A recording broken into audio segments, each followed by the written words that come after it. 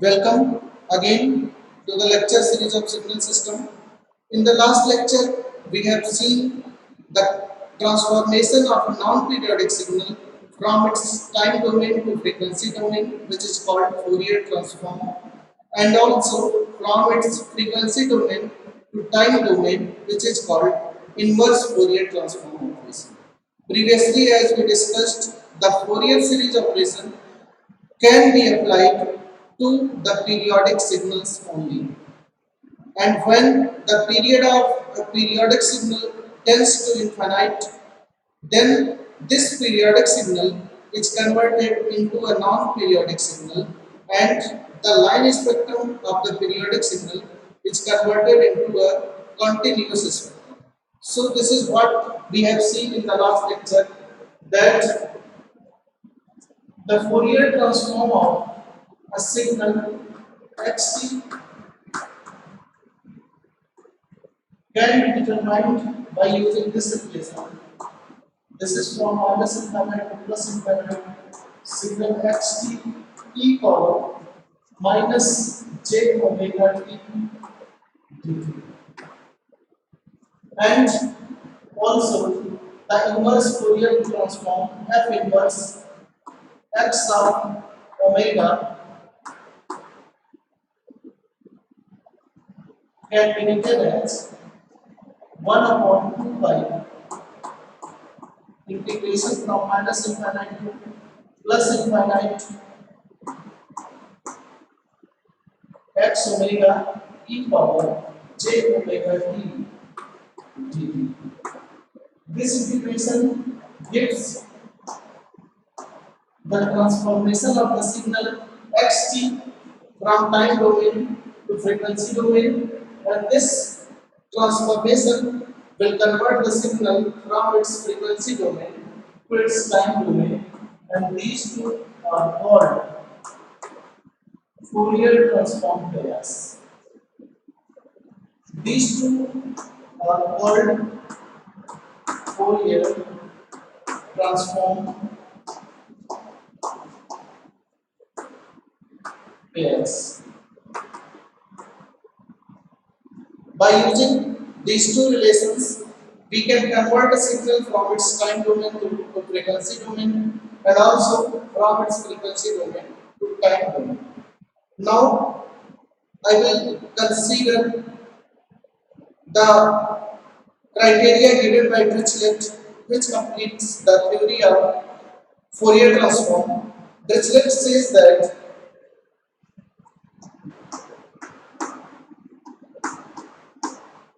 Dirichlet's condition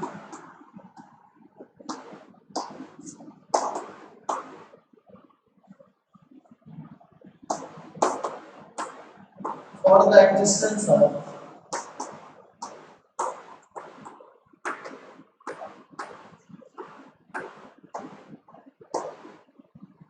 Fourier transform. Dirichlet has given some criteria for the existence of this Fourier transform.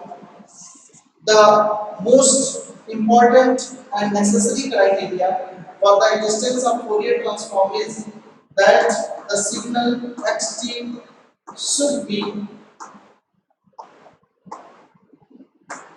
integrable in the period from minus infinite to plus infinite. It means that if we integrate the modulus of xt from minus infinite to plus infinite, this should give a finite value. Means the integration of modulus of xt from minus infinite to plus infinite, it should not lead to an infinity, it should give a finite value. This is the most necessary condition for the existence of Fourier series, and two other conditions are the signal xt should have a finite number of discontinuities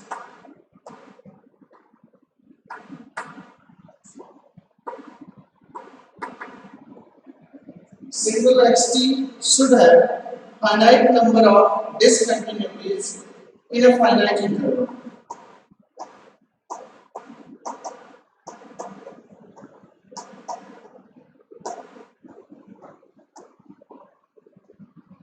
And also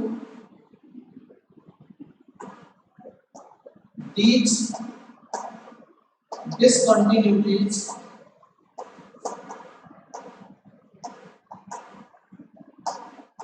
should have finite value.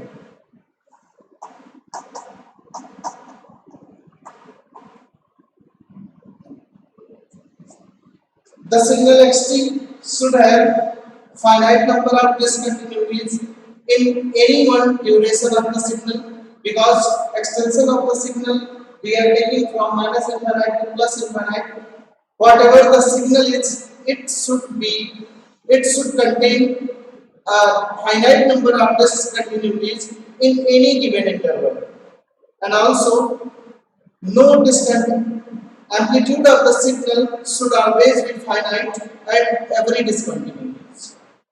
This is the second criteria, and another criteria is the signal should have a finite number of maxima and minima in any one interval. Signal xt should have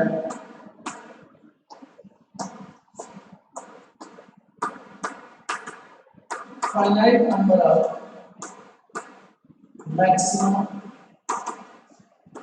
and minima.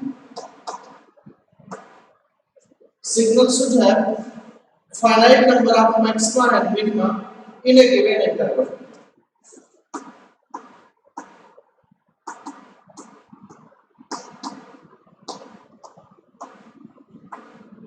So, in the any given interval of the signal, this signal should have finite number of maxima and minima. These two properties, first one and third one, these two properties have, this is for every signal. Every signal has these two properties, but the most important property is, most of the signal possess these two properties, but this is the most important property, that the signal should be integrable in the range of from minus infinite to plus infinite. Now we will determine the Fourier transform of some standard known signals. Then we will study the properties of Fourier transforms.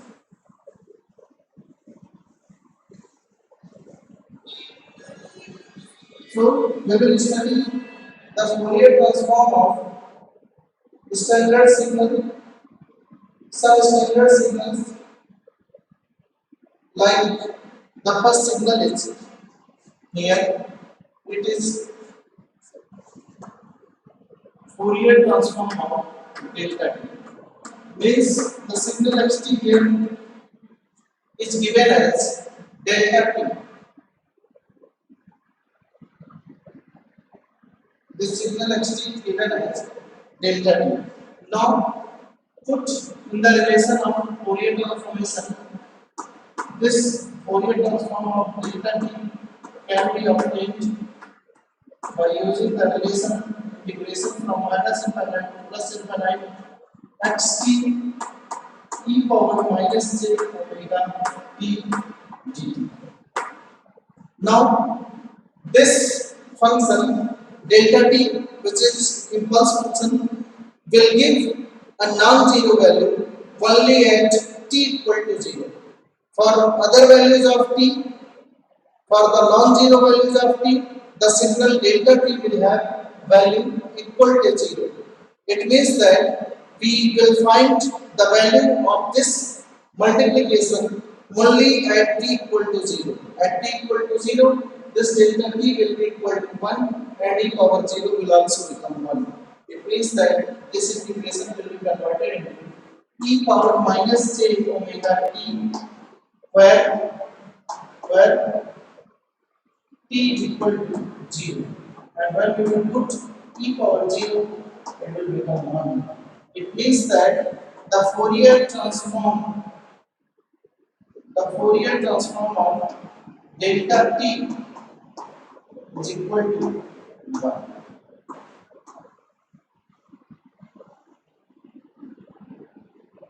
If the Fourier transform of a signal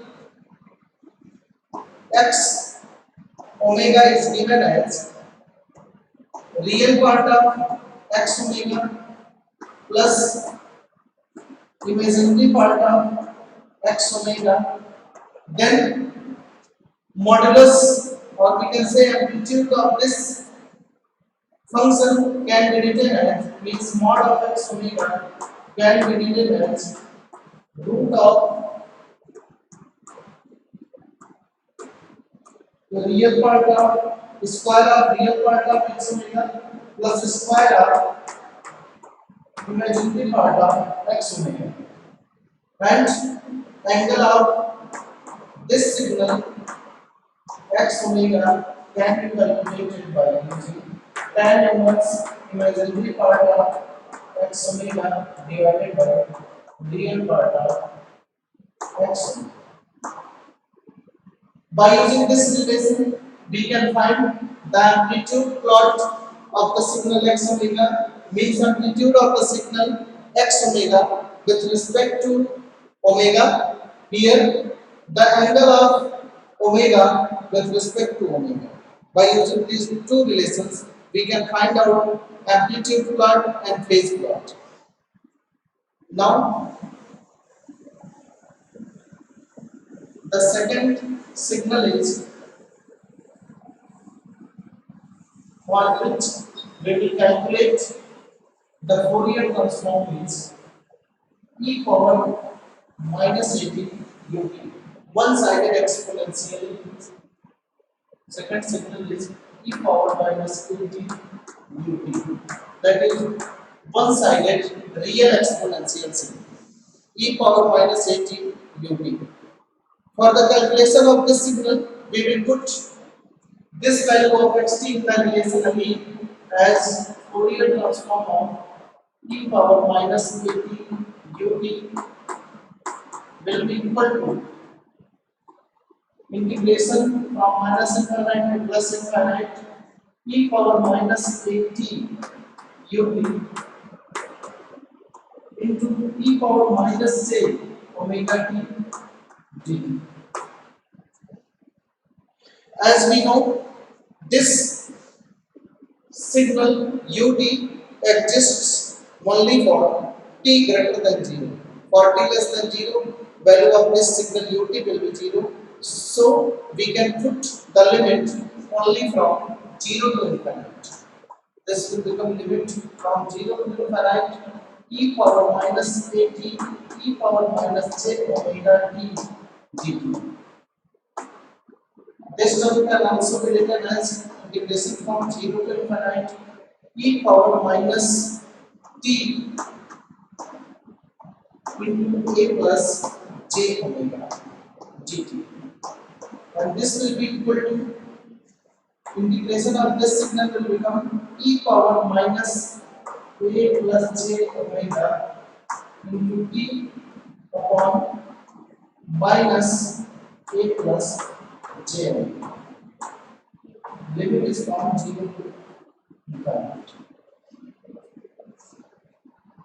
When we will put upper limit in this signal, this will become e power minus infinite, and e power minus infinite will become 0.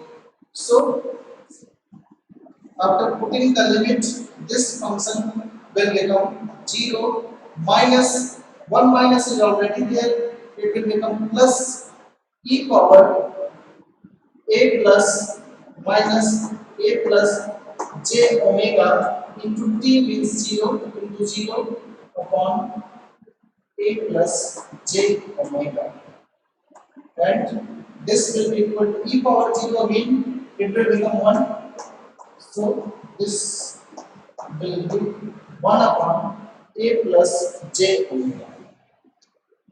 When we will put upper limit in it, this will become 0. When we will put lower limit, this will become 1 upon a plus j omega.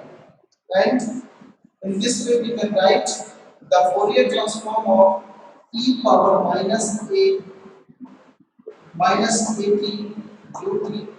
is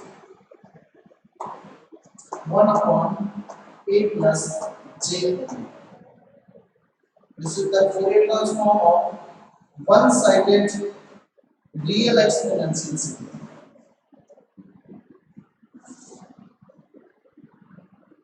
The next one is two-sided real exponential signal.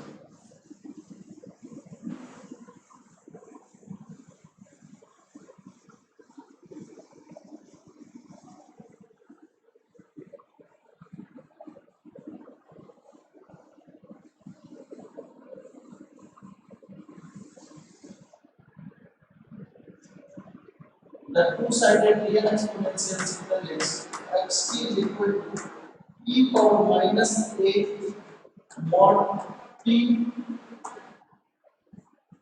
e power minus a mod t, and many times we discussed this function mod t, which can be defined as mod t is equal to minus t when t is less than 0, and this is equal to plus t when t is greater than 0. When t will be less than 0, we will write minus t in place of t mod t, and when t will be greater than 0, we will write plus t in place of mod of t. Then this function will become this e power minus a mod of t will become e power minus a into minus t when t is less than 0, and e power minus a into plus t when t is greater than 0. This will lead to the signal defined as e power at when t is less than 0 and e power minus at when t is greater than 0. Combinedly, this can be written as xt is equal to e power minus at ut plus e power plus at u of minus t. Because u of minus t will exist only for t less than 0, u of t will exist for t greater than 0, and for t greater than 0 value of the signal is e power minus at. For t less than 0, value of the signal is e power plus at. Now we can find the Fourier transform of this signal very comfortably by adjusting the limit from minus infinite to 0 and from 0 to infinite. So I will write the Fourier transform of this signal. Fourier transform of xt is equal to integration from minus infinite to plus infinite e power, I will write this value directly, e power minus at ut plus e power plus at u of minus t into e power minus j omega t dt. E power minus at ut plus e power plus at ut into e power minus j omega naught t dt. And these terms can be separated as limit from 0 to infinite e power minus at into e power minus j omega t dt plus minus infinite to 0 e power at e power minus j omega t d. Because in this period 0 to infinite the value of signal is e power minus at, and for t less than 0 means from minus infinite to 0 value of the signal is e power plus at, and this term is multiplied because of this relation e power minus j omega t. Now further this can be written as 0 to infinite e power minus a plus j omega minus a plus j omega t dt plus minus infinite to 0 e power minus e power a minus j omega into t dt. Further, after integration, this will give e power minus a plus j omega t upon minus a plus j omega limit is from 0 to infinite plus e power a minus j omega t divided by a minus j omega limit is from minus infinite to 0. Limit is from minus infinite to 0. After putting the limit, what we will get here is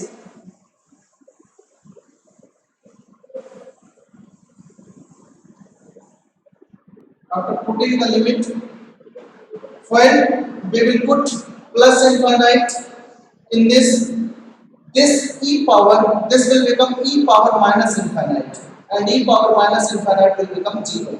And when we will put the lower limit 0, this e power 0 will become 1, and this will become 1 upon minus a plus j omega.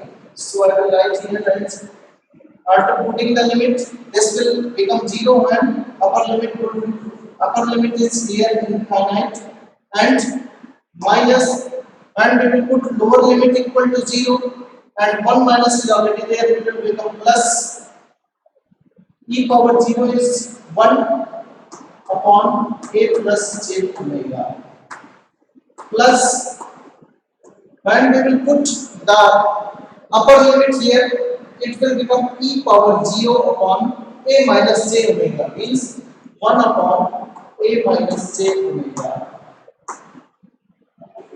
minus, when we will put t equal to minus infinite here, again this term will become 0, and I will write here with 0. Now this relation becomes 1 upon a plus j omega plus 1 upon a minus j omega. This can be simplified as a plus j omega LCM is a plus j omega into a minus j omega, and a minus j omega plus a plus j omega, and this can be further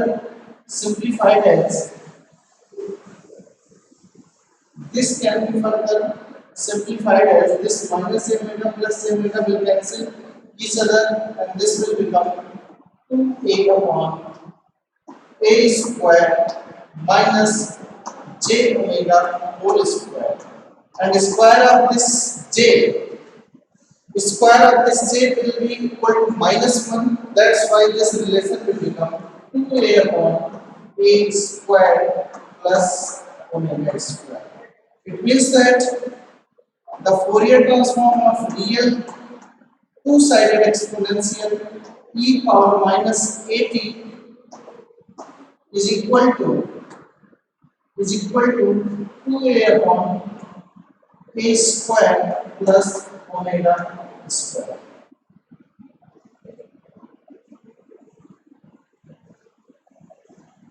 These are the Fourier transforms of some standard signals. Till now, what we have seen, the Fourier transform of delta t, Fourier transform of single-sided real exponential signal, and Fourier transform of double-sided real exponential signal. The next one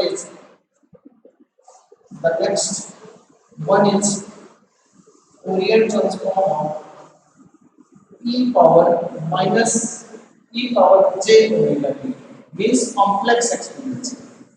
Fourier transform of complex exponential, which is very important.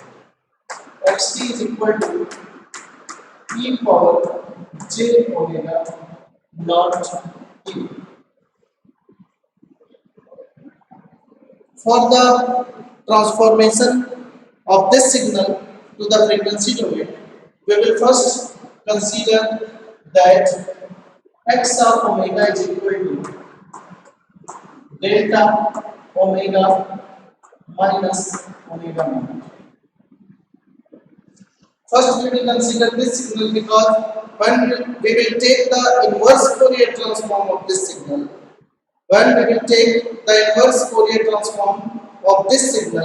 this will give e power, because in the inverse Fourier transform, e power j omega t is multiplied in the function. Then, when we will multiply this function delta omega minus omega naught to the e power j omega t, this will become e power j omega naught t.